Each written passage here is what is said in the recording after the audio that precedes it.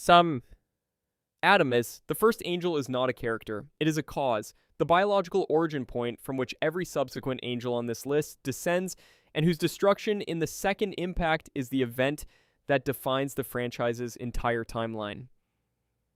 Adam is a seed of life, an entity sent to Earth by the first ancestral race, a progenitor civilization whose method of propagating life across the galaxy involves deploying seeds to uninhabited planets where the seeds produce offspring whose biology carries the fruit of life, the organ that provides unlimited energy through the S2 engine.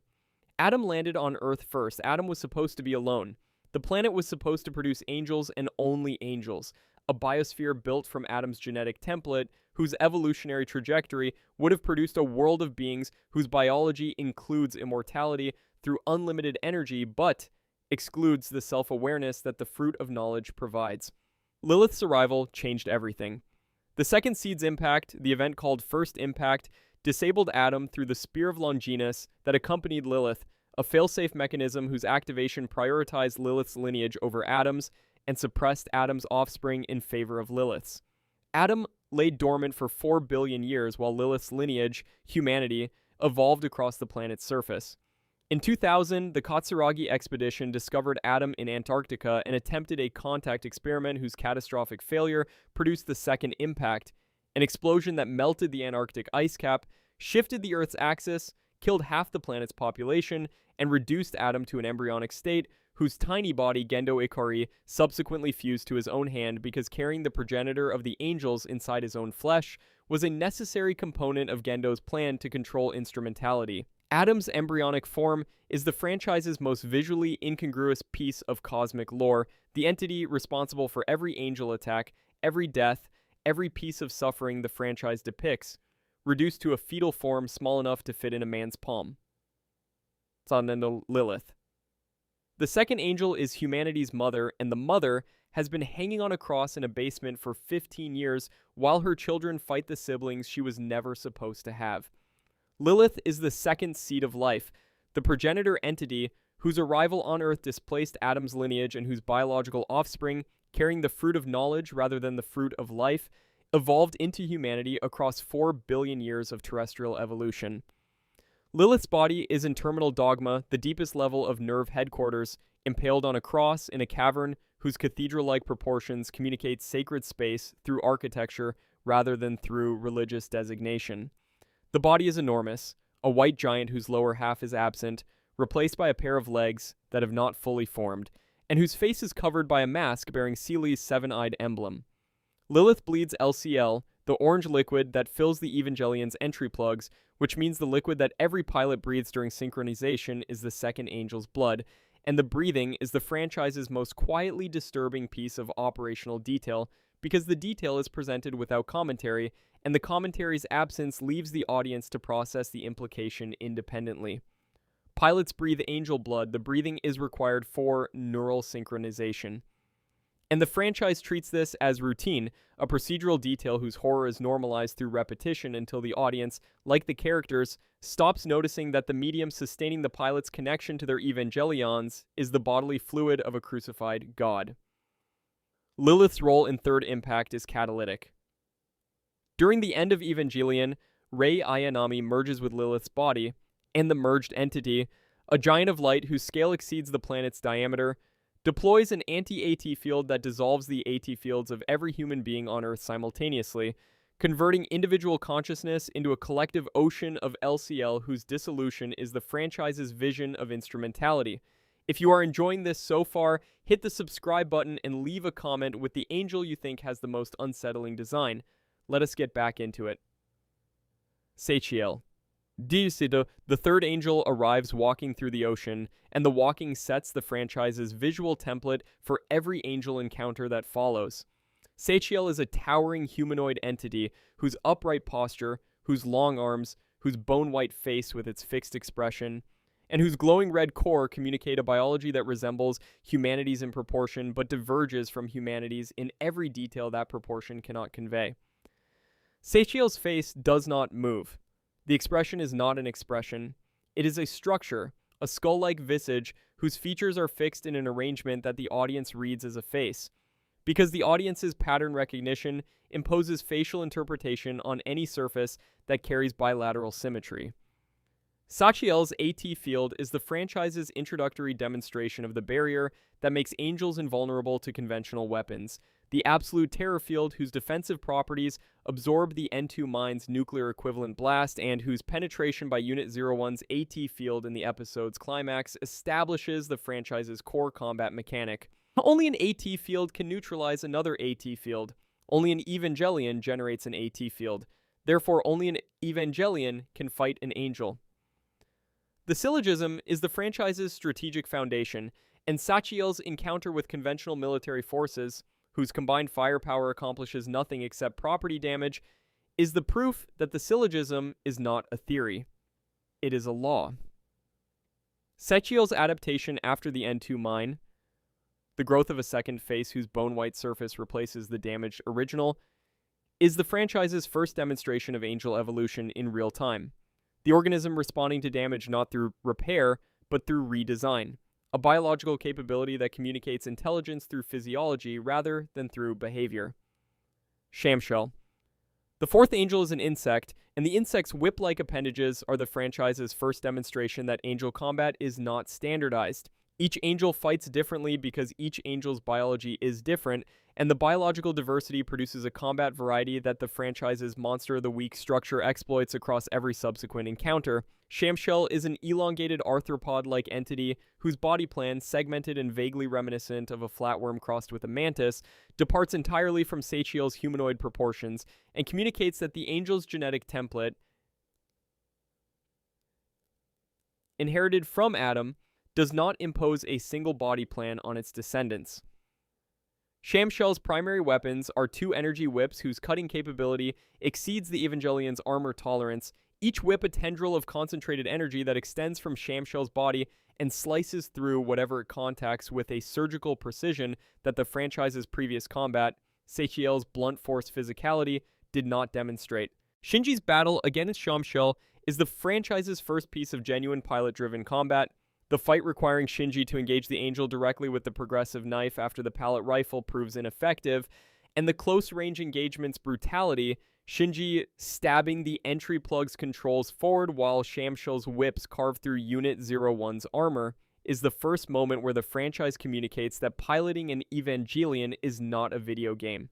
It is violence, and the violence is felt by the pilot through the neural synchronization that connects Shinji's nervous system Unit 01's body. Ramiel. The fifth angel is geometry, and the geometry is the franchise's most radical piece of creature design because the design communicates that the angel's biological diversity includes forms that have no organic referent, shapes that are not animals, not plants, not organisms, in any sense that terrestrial biology can classify. Ramiel is a regular octahedron, a blue diamond whose surfaces are perfectly flat, whose edges are perfectly straight, and whose symmetry is perfect in every mathematical dimension that symmetry can be measured. The octahedron does not move organically. It floats, its position maintained by forces the franchise does not explain, because the explanation would require defining a physics that accommodates a living geometric solid, and the franchise is not interested in that physics. Ramiel's offensive capability is a particle beam, a focused energy weapon whose targeting system operates at speeds that eliminate the response time that biological organisms require between stimulus and action. Ramiel fires the instant a threat is detected. The detection and the firing are simultaneous, the beam's accuracy is absolute, and the beam's power is sufficient to bore through a mountain, which Ramiel demonstrates during the Operation Yashima sequence by returning fire through the mountain that Shinji is hiding behind. The rebuild film's Ramiel is the franchise's most visually enhanced angel redesign. The octahedron transforms when threatened, its geometric body reconfiguring into new shapes whose forms include stars, spikes, and configurations, whose visual language communicates weapon modes through topology rather than through conventional armament. And Ramiel screams, a mechanical shriek whose pitch and modulation communicate that the geometric body contains something capable of experiencing distress, and that the distress is genuine. Gaghiel. The sixth angel is an aquatic leviathan, and the leviathan's engagement in the Pacific Ocean is the franchise's most geographically unusual angel encounter because the encounter takes place entirely at sea, the naval setting producing combat conditions that the land-based Tokyo 3 engagements cannot replicate. Gaghiel is a massive fish-like entity whose body length exceeds the naval vessels it attacks, and its pursuit of the fleet carrying Unit 02 from Germany to Japan is motivated by the presence of Adam's embryo aboard the flagship, the angel drawn to its progenitor's remains through a biological imperative whose detection range spans oceanic distances. The battle against Gaghiel is conducted by Asuka and Shinji together inside Unit 02, the first time two pilots share a single Evangelion, and the dual pilot requirement produces the franchise's most technically demanding piece of synchronization because the two pilots must synchronize with each other as well as with the unit simultaneously, their neural patterns merging through the LCL interface into a combined output whose coordination is measured by how closely the two minds can approximate a single mind's unified direction. Gaghiel's defeat, achieved by forcing the angel's mouth open and firing every weapon the fleet possesses directly into its core, is the franchise's most collaborative piece of angel combat, the Evangelion and the conventional military working together rather than the Evangelion rendering the military irrelevant. Israfel. The seventh angel splits in two, and the splitting produces the franchise's most comedic angel encounter because the encounter's resolution requires Shinji and Asuka to synchronize their movements to a piece of music, and the synchronization's rehearsal produces the franchise's most sustained piece of character comedy. Israfel is a humanoid angel whose body, when damaged, divides into two independent entities, each half a fully functional angel whose core regenerates after the split, and the regeneration means defeating Israfel requires destroying both halves simultaneously because leaving either half intact allows the whole to reform. The simultaneous destruction requirement produces the episode's comedic premise. Shinji and Asuka must train together, live together, and rehearse a synchronized attack routine whose execution requires them to move in perfect unison, each kick, each strike, each step timed to a musical track whose rhythm serves as the coordination mechanism.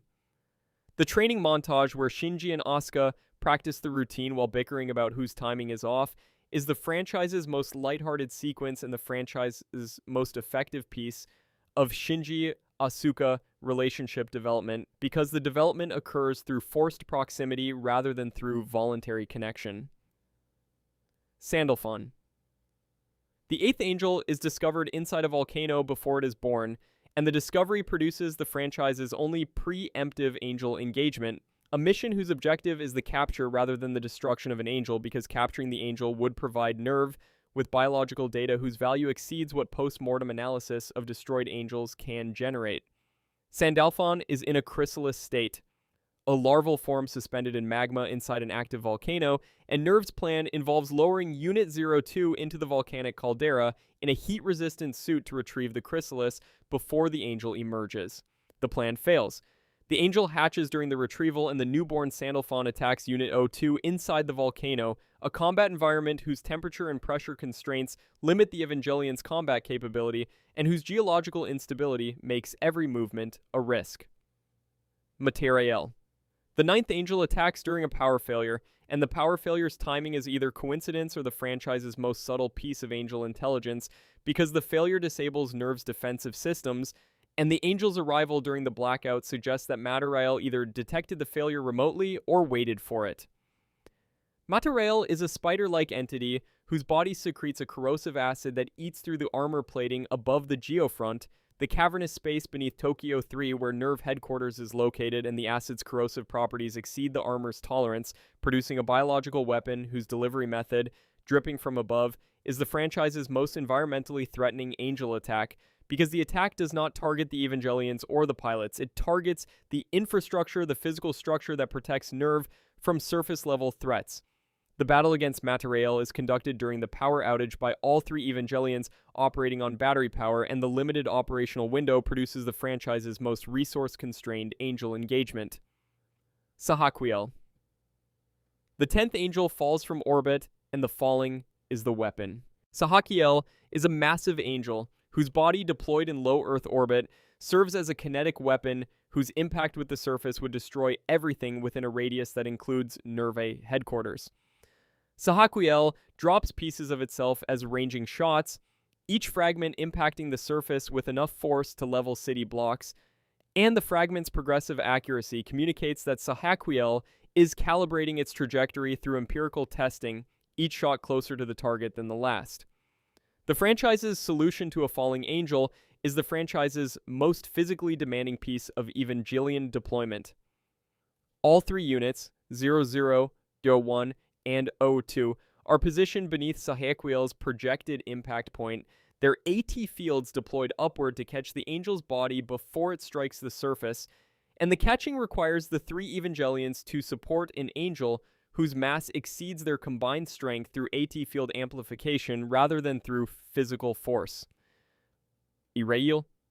The 11th angel is a virus, and the virus is the franchise's most conceptually radical piece of angel design because the virus demonstrates that angels are not defined by size, by shape, or by any physical attribute that the franchise's previous encounters established as standard.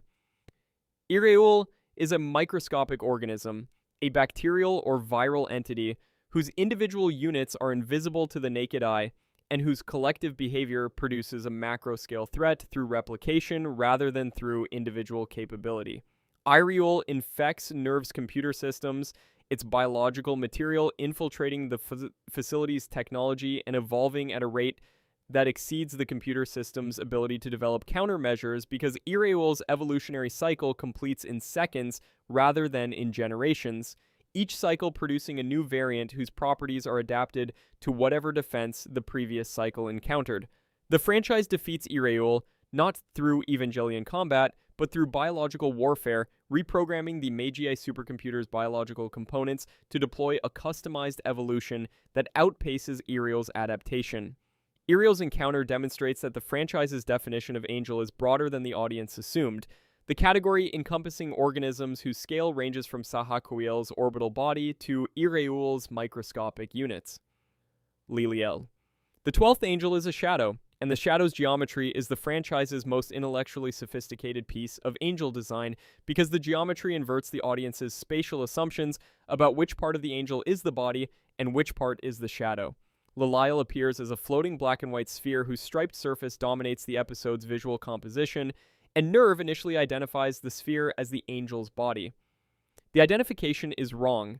The sphere is the angel's shadow. The angel's actual body is the flat black disk on the ground beneath the sphere, a two-dimensional entity whose interior is a sea of Dirac, a mathematical concept made physical whose properties include the containment of a pocket dimension whose volume is described as 680 kilometers in diameter. Unit 01 falls into the shadow and is contained inside the Sea of Dirac for 16 hours.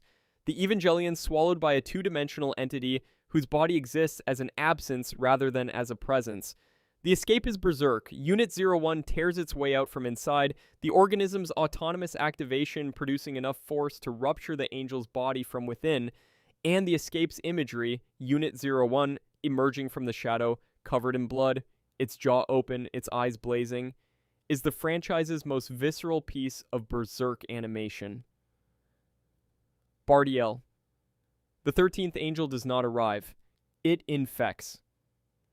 Bardiel is a parasitic entity whose body, a cloud-like organism encountered by Unit 03 during an atmospheric transfer, merges with the Evangelion's biological systems and converts the machine from a weapon under human control into an angel whose AT field, whose combat behavior, and whose strategic objective are determined by Bardiel's consciousness rather than by the pilot's. Toji Suzuhara is inside Unit 03 when the infection activates. His friend Shinji is inside Unit 01 when Gendo activates the dummy system and orders the automated combat program to destroy the infected unit. The destruction is systematic. Unit 01 under dummy system control dismembers Unit 03, while Shinji screams in the cockpit, unable to stop his own Evangelion from tearing apart the machine his friend is trapped inside. Bardiel is the franchise's most psychologically devastating angel because Bardiel's threat is not its combat capability. It is the moral impossible it creates, a scenario where destroying the angel requires destroying a friend, and the destruction is performed by a machine the pilot cannot control. Zeruel. The 14th angel is the franchise's strongest combat angel, and the strengths demonstration destroys everything NERV has spent 13 episodes building. Zeruel arrives and immediately defeats Unit 02 and Unit 00 in encounters whose speed communicates that the power differential between Zeruel and the standard Evangelion configuration is so vast that sustained engagement is impossible. Zeruel's folding paper-like arms unfurl into ribbon weapons whose cutting capability severs Unit 01's arm in a single strike.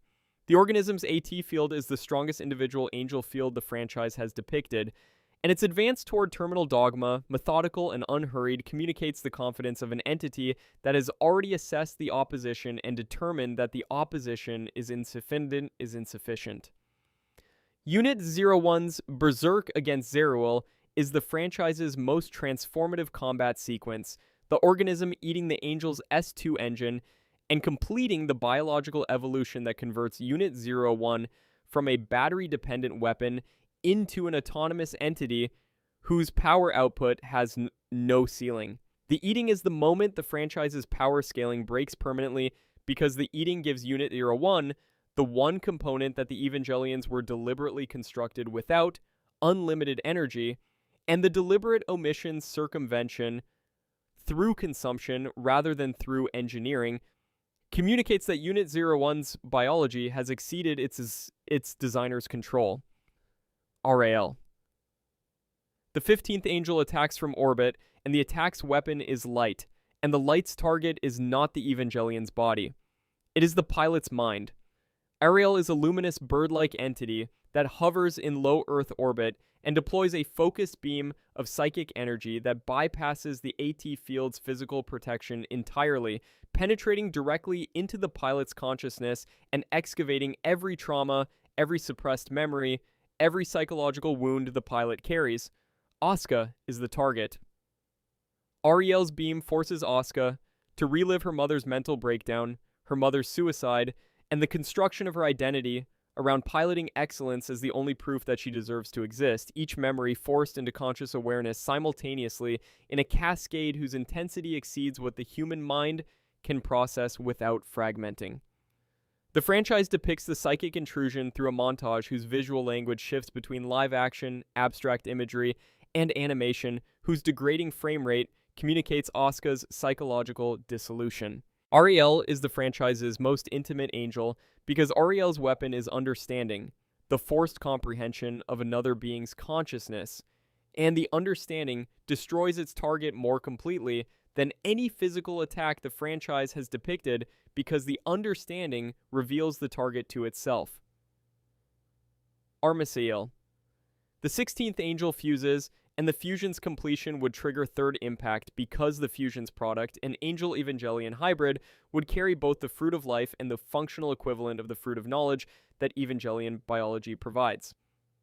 Armisael is a double helix-shaped entity whose body resembles DNA, a visual reference whose biological implication that Armisael's body plan is built around the same information encoding structure that terrestrial life uses, is the franchise's most subtle piece of angel-human biological parallelism. Armisael's attack method is physical contact and cellular merger, the angel's body fusing with Unit 00's arm and spreading through the Evangelion's biological systems toward the entry plug where Rei sits. The merger gives Rei access to Armisael's consciousness, and the access reveals that Armisael is lonely, the angel's singular existence producing an isolation whose emotional quality mirrors the loneliness that Rei herself experiences as a clone, whose connections to other people are limited by a biology and a psychology that she did not choose.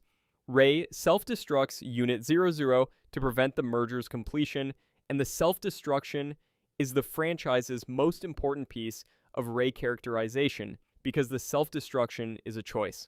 The first genuine autonomous decision Rei makes across the series, and the decision is to die for Shinji, because Shinji is the person whose existence makes Rei's existence bearable. Tubris. Kaworu Nagisa is the 17th angel, and the 17th angel is the franchise's most beloved character, and the beloved character must die. And the dying is performed by the person the beloved character loves. Kaworu arrives at NERV as the fifth child, the replacement pilot for Unit Yo2 after Asuka's synchronization drops to 0, and his interaction with Shinji across episode 24 is the franchise's most sustained piece of emotional intimacy. Kaworu tells Shinji he is worthy of love. The telling is genuine. Kaworu is not manipulating Shinji. Kaworu's affection for Shinji is real, a connection between an angel and a human whose depth exceeds anything the franchise's human relationships have produced, because Kaworu's emotional transparency, his willingness to express love without the defensive mechanisms that every human character deploys, gives Shinji something no human has ever given him: unconditional acceptance. Kaworu descends into terminal dogma to reunite with Adam and discovers Lilith instead. The discovery changes his objective. He asks Shinji to kill him because humanity's survival requires his death, and Kaworu has determined that humanity is worth more than his own existence. The killing is the franchise's longest single static shot, Unit 01's hand closed around Kaworu's body while the audience waits, and the waiting is the point. The franchise holds the frame for over 60 seconds because the franchise wants the audience to feel what Shinji feels: the weight of killing someone who loves you, the impossibility of the choice, and the silence afterward, which is the loudest sound the franchise has ever produced. Lilin. Humanity is the 18th angel, and the designation is the franchise's most disturbing piece of cosmological classification because the designation means the franchise's protagonists, its audience identification characters, its entire heroic infrastructure are the same category of entity as the monsters they have been fighting for 25 episodes. Lilin is the collective designation for humanity in Evangelion's cosmology, the 18th angel, the final offspring of Lilith, a species that carries the fruit of knowledge, the capacity for self-awareness and intelligence, instead of the fruit of life, the S2 engine that provides the other angels with unlimited energy. The classification means that every human being on Earth is an angel, not metaphorically, taxonomically. Humanity and the angels share a categorical identity, whose common ancestor is the first ancestral race's seeding program, Lilith and Adam, both seeds of life whose offspring are both angels, the distinction between them being not one of kind, but one of progenitor. Humanity is not fighting aliens. Humanity is fighting siblings, beings whose biological origin is as legitimate as humanity's own and whose claim on the planet is arguably more legitimate because Adam arrived first, and Lilith's arrival was the accident that displaced Adam's lineage.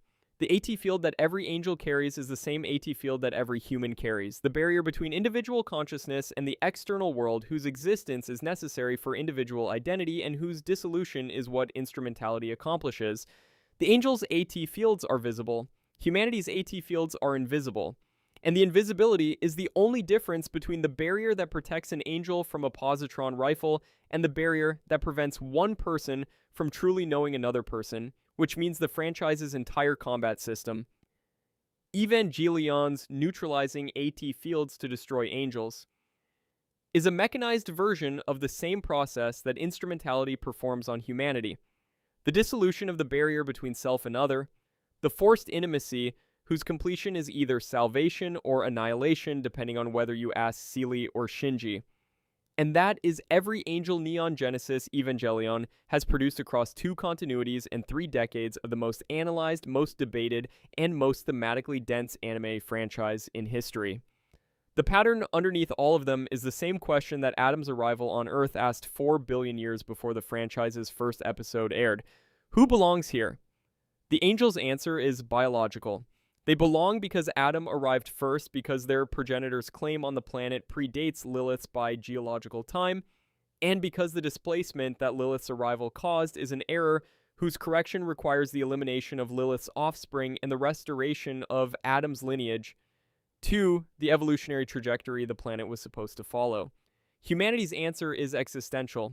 We belong because we are here, because our consciousness, our culture, our capacity for love and grief, and the specific suffering that the franchise documents through 4 teenagers whose inability to connect with each other is the show's primary source of dramatic tension. These are worth preserving regardless of whether our presence on this planet is an accident. The angels fight for correction, humanity fights for continuation. And the franchise's refusal to declare either side wrong is its deepest piece of moral design. A story about a war between 2 legitimate claims on the same planet whose resolution requires the elimination of one claimant by the other, and whose audience is asked to root for humanity not because humanity is right, but because humanity is us. And the US is the only argument the franchise needs, because the argument is not about biology. It is about identity, and identity, the knowledge that you are you, and the refusal to dissolve that knowledge into a collective ocean of orange liquid, is the one thing the angels do not possess, and the one thing that makes fighting them worth the cost.